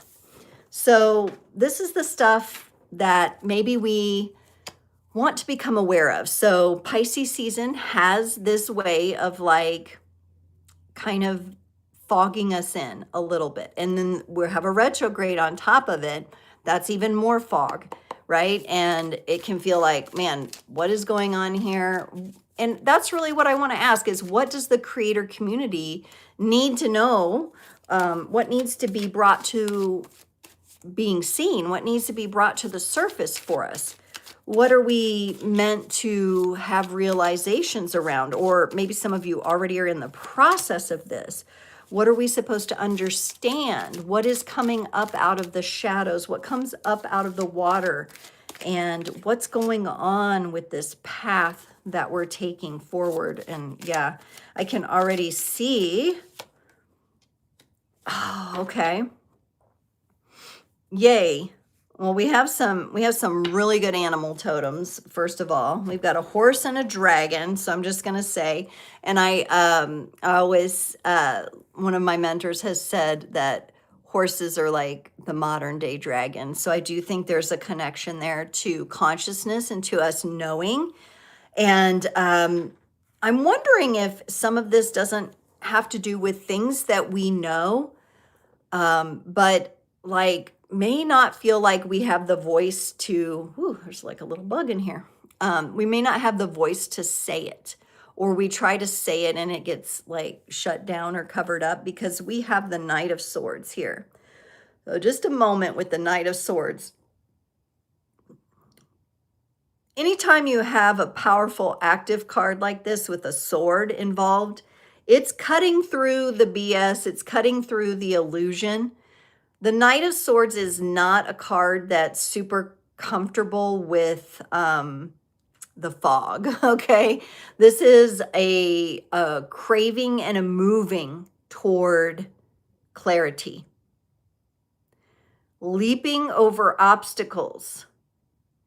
I'm loving the blues in this card. I'm loving her headdress that she's wearing there. I'm loving the horse has a jewel on its head here as well. Just hold that up.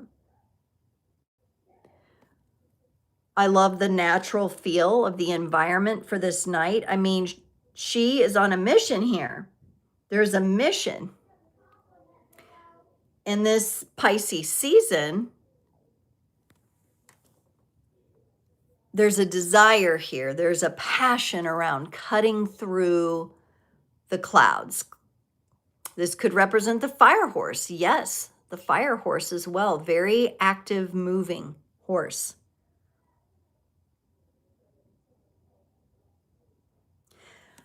I think with another card that I'm seeing here, I'll just kind of tee it up by saying the Knight of Swords. I think there's this need for those of us who are aware of what's going on, like we kind of see through the illusion, but we have a hard time being able to talk about it because it gets, you know, it gets muddled. People don't understand it. People don't want to understand it. There's cognitive dissonance. This is giving me the feeling that we have to, you know, be really powerful in our resolve. We've got to mount that horse. No apologies. We're going on. We're accepting this mission. We're taking this mission. We know it's what's right and what's true. We have the sword of truth here, and we will find a way to cut through it. So if you have been feeling like misunderstood or shadow banned or anything like that, if you've been feeling those kinds of energies when you try to speak, this card comes in and says, you know, that's an illusion. What you're able to share, what you're able to teach, what you're able to move forward with has power. And you're meant to stay on the horse and move forward with it. It's a very, very forward moving kind of card.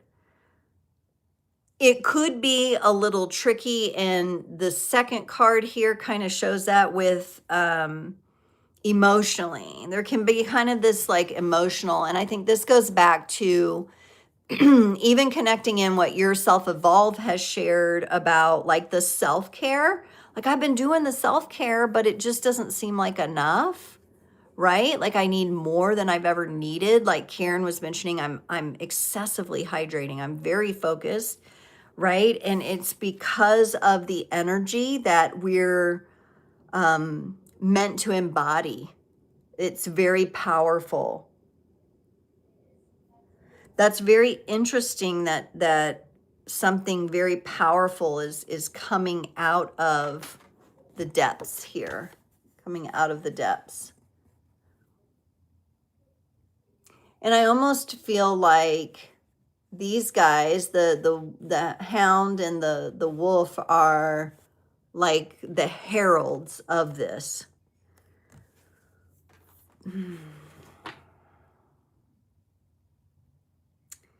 They're giving me the vibe, and it's interesting that we were talking about Blaze and he was barking. They're giving me the vibe of like loyalty. So like really having energies around you that are very loyal. Horses can also have a very loyal. So loyalty may be a theme here for some of us. Like, are we loyal to ourselves? Are the people in our lives loyal? What are we loyal to? Are we loyal to the truth? Are we loyal to pulling back the veil and really uncovering what's going on? Are we loyal to creating that new future? Whatever our part in it is. Very active energy. Really interesting. I'm also kind of getting, we have this, so while we're going through all these other transits, Pluto is hanging out in Aquarius. And in some ways, I kind of feel like y'all as the creator community, you're kind of like the planet Pluto. You're heralding the freedom. The horses are about freedom. The Knight of Swords is about freedom and truth. And I kind of feel like like there's just like an imprint on the creator community personalities where you have that Pluto imprint. Pluto can really shake things up.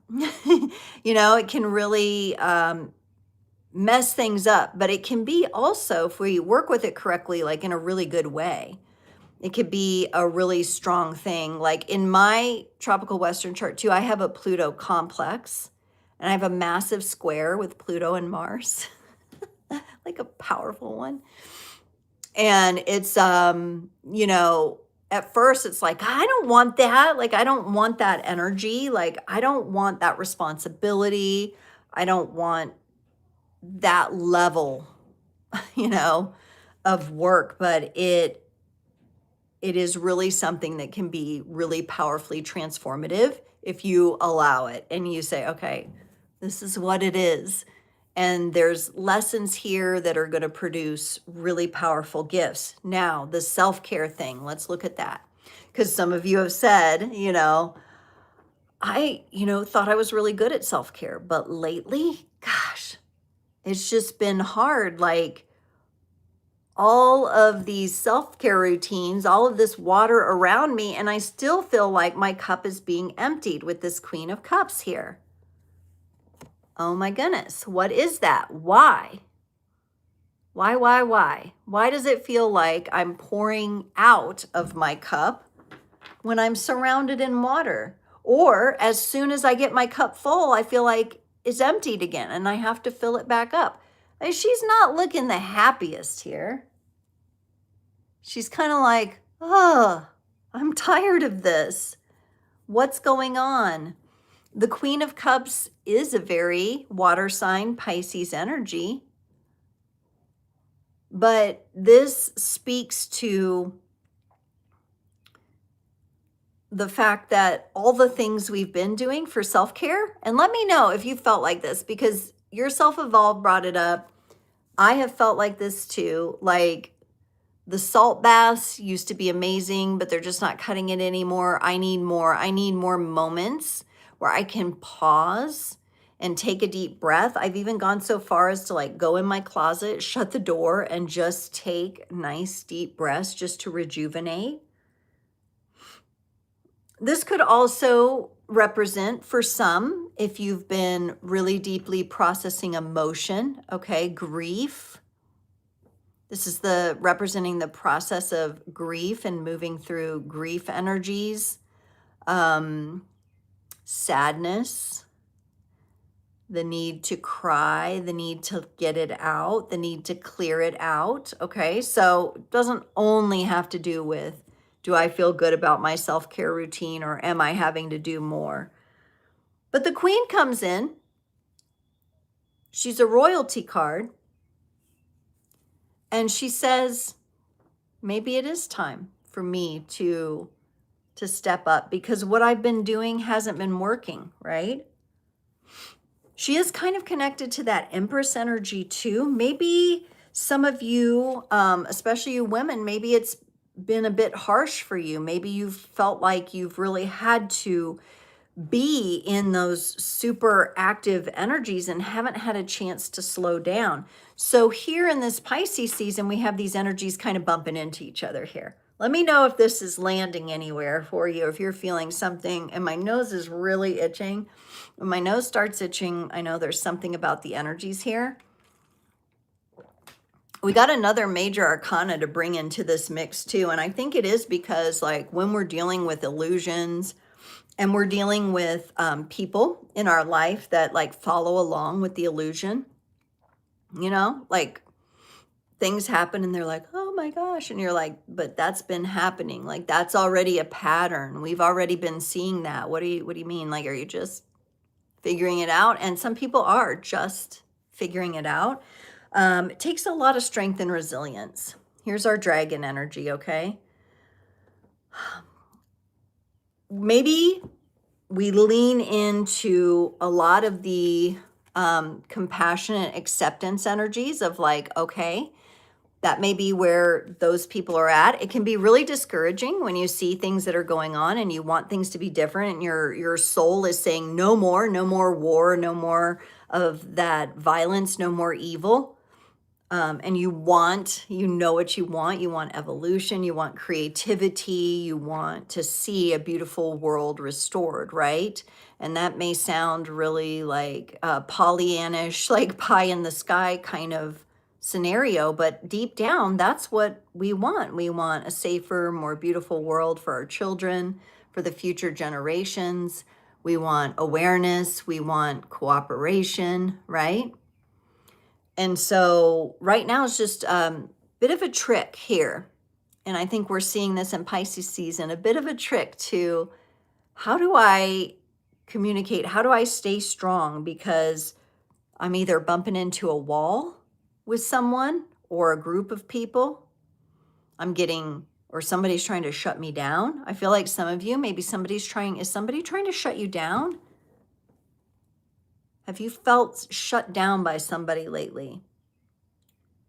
And how do we remain strong? Now, this is more, the Strength card is connected a bit more to that Leo energy in a lot of decks, including the Rider-Waite-Smith. It's the lion that she or he is taming. And in this case, it's the dragon. So it's that consciousness element here. Wow, I'm going to say this reading is tricky because all of this is like behind the veil of illusion. All right. So it's like we're having to pierce the veil with our swords. At the same time, we're having to maintain emotional balance and self-care. And that's a struggle. And we're somehow having to find our strength in all of this, our resilience in all of this. But that's what we're meant to be working on here, kind of in the shadows. I feel like this is the shadow work right now. This is the shadow work, and it's the gift that Pisces brings. Whew, I'm going to get a little bit of rose water here because that reading felt, I'm going to say, just a little heavy. Lately, I've been bumping into, and I don't know if this happens to you all too, like I'll bump into a theme or something as I'm studying my own chart or my personality traits or just reflecting on my relationships and stuff. And I bump into something and I'm like, I don't want to look at that right now. And I have a lot of resistance to it. I'm like, I don't want to deal with that right now. I'll deal with anything else but that right now. And this is kind of that, nah, you got to deal with that energy. I feel like this reading is revealing that.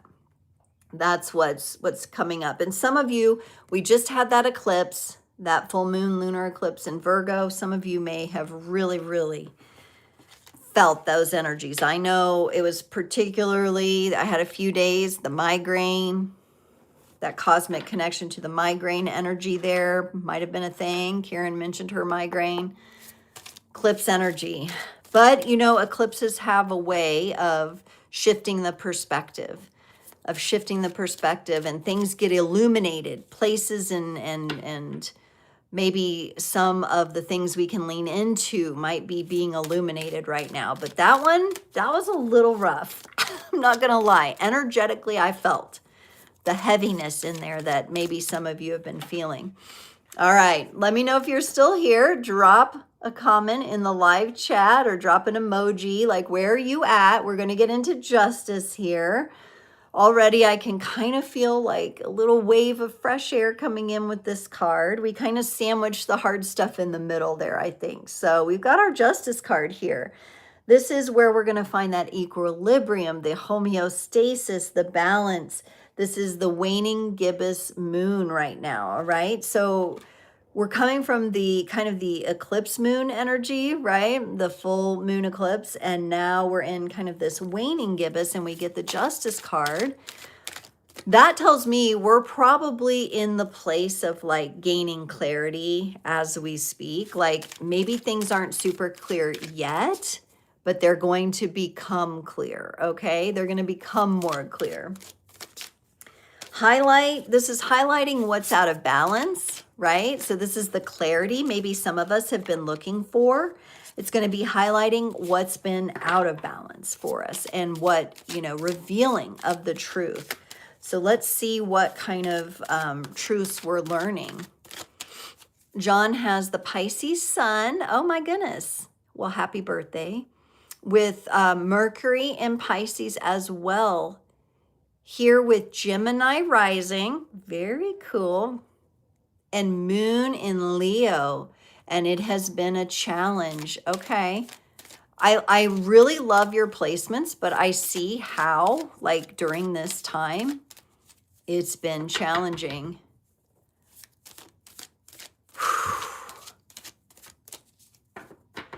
John, do you know your North Node? Do you know your North Node? Because I'm thinking like, man, John needs like something to kind of pull him up. Because you've got that moon in Leo, so you've got that big-hearted energy. Big heart. Big lion heart. Saggy. Okay, yeah. It's kind of like sometimes we just have to get that bow and arrow. And shoot our shot, you know, through it all, through all the illusion. And I'm kind of thinking, okay, like for you people who have watched Game of Thrones, okay, but even if you haven't, I'll kind of describe it. I'm kind of thinking of like, they had to fight like the army of the dead at Winterfell or whatever, and the lady in red or whatever, she went and like lit their swords. She lit like their swords on fire. That's kind of what I'm seeing, like, or I'm kind of seeing arrows that are lit on fire so that like you're kind of shooting into the darkness. But Sagittarius wants to go, wants to like make a move, right? And so, yeah, but when it's all like cloudy and overcast and foggy, it's like, oh gosh, you know, so maybe it's about lighting the arrow, lighting the sword, lighting it up, so that you can carry that into, you know, that will pierce the darkness, so to speak. Woo. Yeah. I was kind of getting that visual there. Okay. Woo. We got some of our faves here. Okay, this is really interesting, and this is honestly quite powerful. With this Justice card, we got 3 major arcana cards. 3 more major arcana cards. John says, yes, plus Saturn and midheaven conjunction in the alien futuristic sign of Aquarius desiring freedom. Yes, yes. And so then you've got transiting Pluto hanging out there in Aquarius. Shake it up. Shake it up. All right. Let's. Wow. Okay, John. Well, you're still here, you're still going, you know, like, yeah, use that Sagittarius North Node.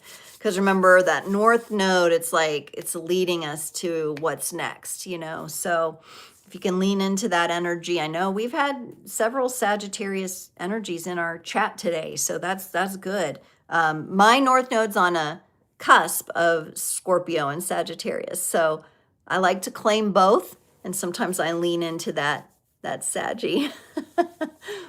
Yeah, maybe you're a star seed, an alien.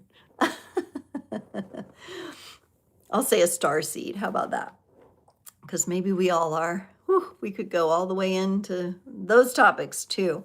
But I want to focus on what is backing up the Justice card here, because it's like super duper powerful energy. But I would say this, what I'm seeing here in this reading for the Justice scale and how we're using the energy of this waning gibbous in Libra after we've just been through this massive eclipse is like master, like PhD level energetics here. So those of you that are watching, congratulations. You have a PhD in energetics. You didn't know it, but you do. Okay. And we've got a little mix of major arcana here, but all very powerful and kind of sequential, starting off with the Fool. I love the Fool card because to me, the Fool card is like, it's the 0 point. It's the incarnational point. It's the incarnation card. And of all the major arcana cards, I really feel like this is the biggest trust fall of them all, because this is how we all ended up in this 3D reality playing field here on Earth, is we took the leap.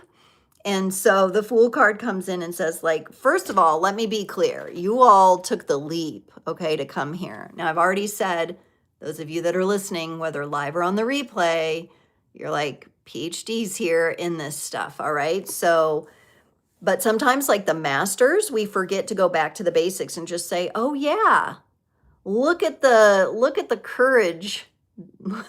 You know, how much courage and bravery did I have to have, first of all, to come here and do the work in this learning environment that is Earth, right? With the Fool. And it's, you know, like you kind of, it's like throwing everything into the crucible and then seeing what comes out of it, right? The crucible of life.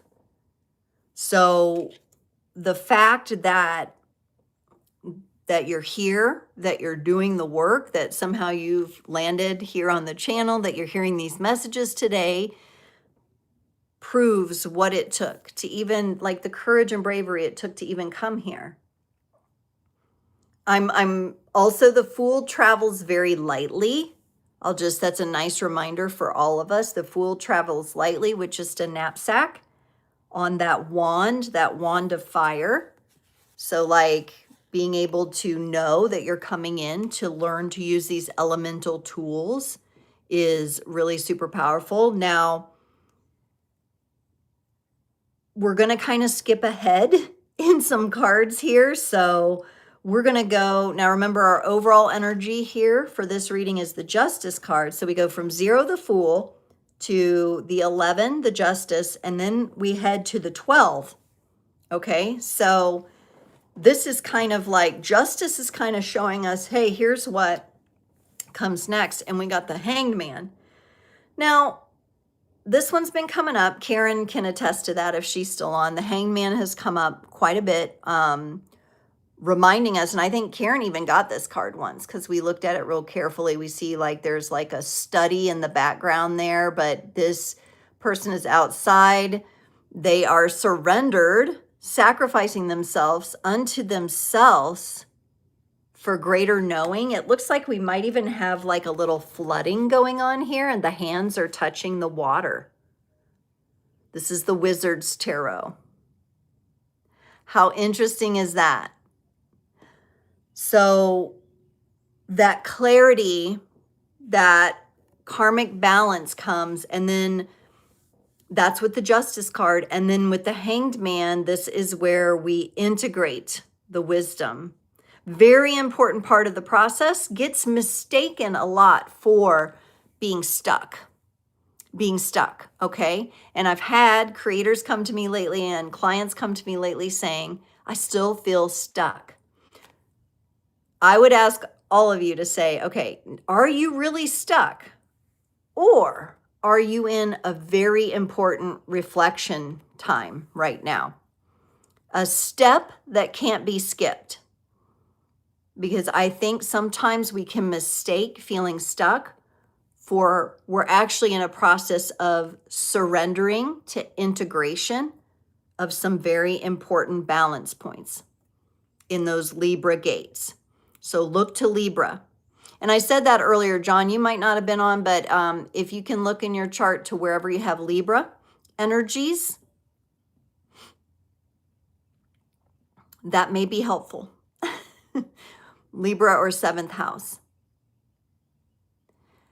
I feel like, too, this is like there's a wisdom coming through in the creator community that has to do with you all understanding seasonal changes, but understanding those energetically. Jupiter in Libra. So there's your expansion through balance, through homeostasis, through equilibrium. If you can lean into that energy, John, that might be helpful for you right now. Because it seems to me you expand, you show up through balance, while you have everything tugging on you in these other directions. I get that. So the Hangman can be a very, very important helper here for us all. You may feel like I'm stuck, but you may not really be stuck. You may just be in a very important time of reflection, which the retrogrades do like to bring up for us. They bring up this time of reflection. We often gain different perspectives during this time as well, but we're kind of in the process of it. So it's hard to see. It's hard to like grasp onto it because we're fogged in with all the Pisces stuff, the illusions and everything too, right? So it's kind of like, you know, it's there, but it's like we're learning to use the Force. It's kind of like Luke Skywalker learning to use the Force, learning to trust that it's there, and that if we move our energy toward it, it will respond to us. And we're getting actually a really nice confirmation that that, in fact, will be true for us because we got the Star card. We got the Star card, the number 17, the Water Bearer. So again, we're still working with the water, even though this is connected. So this is for the Aquarius, those of you that have mentioned having placements or planets in Aquarius, right? I'm an Aquarius rising myself. Kimberly, a big part of our community here, she's also an Aquarius rising, right? This is that freedom, that balance through that homeostasis that we achieve, that justice energies. The Star, unlike the Sun, has the potential to kind of feel far away though, yeah? Like it's distant.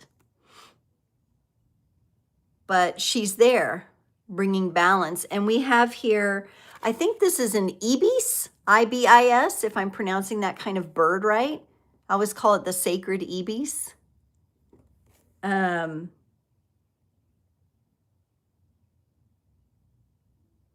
trying to see if there's anything else in the card. I do see almost like it looks like Niagara Falls back here, like a big water, which we also got in our oracle messages. Kind of two, maybe this is like her and the Star card, and she's embraced the water. She brings balance to it. It honestly feels to me like, it kind of feels to me like it's cloudy and then the clouds clear and we see the stars on a dark night kind of shining through. Ibis, thank you. Ibis pronunciation. AM always comes through. Comes through with the wording and the proper pronunciation. The etymology, love it. The ibis. And the ibis kind of to me seems like it's, you know, like observing her beauty, her accomplishments, her presence. This is also, this could represent for some of you that alien starseed kind of energy of like, yeah, this is you. This is the balance. This is what you bring gifts to this world. You bring gifts to this world and you replenish her, you rejuvenate her, you rehydrate her. Okay? Yeah.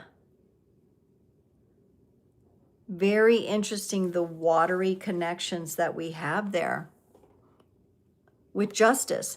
And in this way, you know, a lot of us are balancing things out. We may not even get the pleasure of realizing how much effect we are having on the reality field. That may feel distant and like it's a long ways away. But you know, I heard something really important lately. And I think this is one of the keys. And it's something I'm working with personally as well, which is really about embodiment.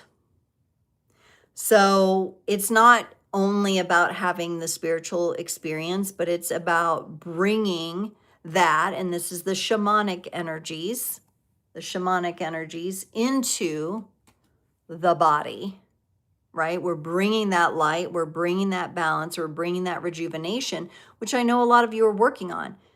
Karen was talking about, I'm excessively hydrating. I'm making sure there's lots of hydration going in.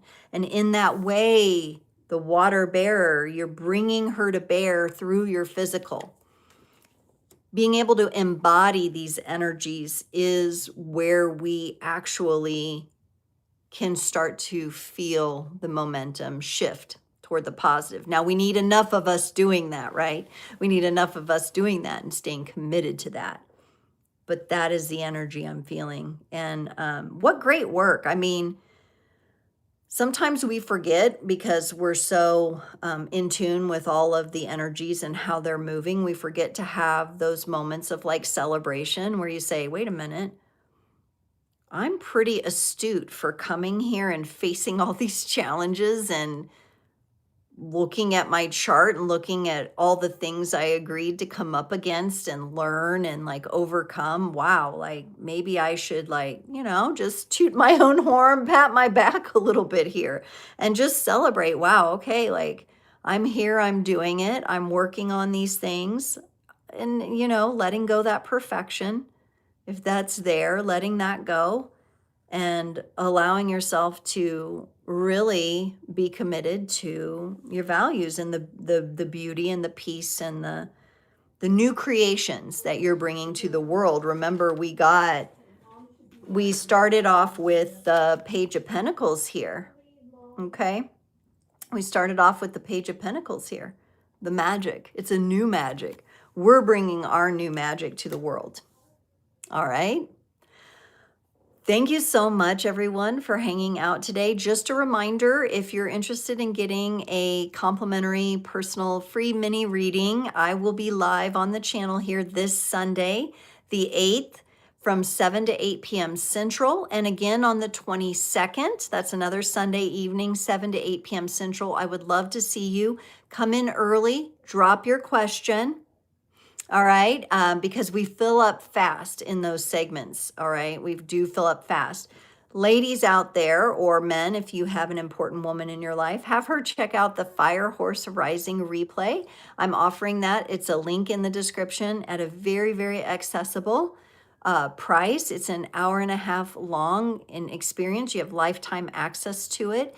You go through, you connect with the Queen of Wands and really embody her energy, and then you meet your fire horse to help you gallop through the rest of the year. So maybe try that out. Thank you all so much for your lovely comments, for your presence, everything that you do to participate in the community and support the channel. You all mean a great deal to me, and I just wish you an amazing weekend. And as we continue to go through these massive energies, may you really see the star in yourself and begin to truly embody it. All right, everyone, take care. I'll see you again next time.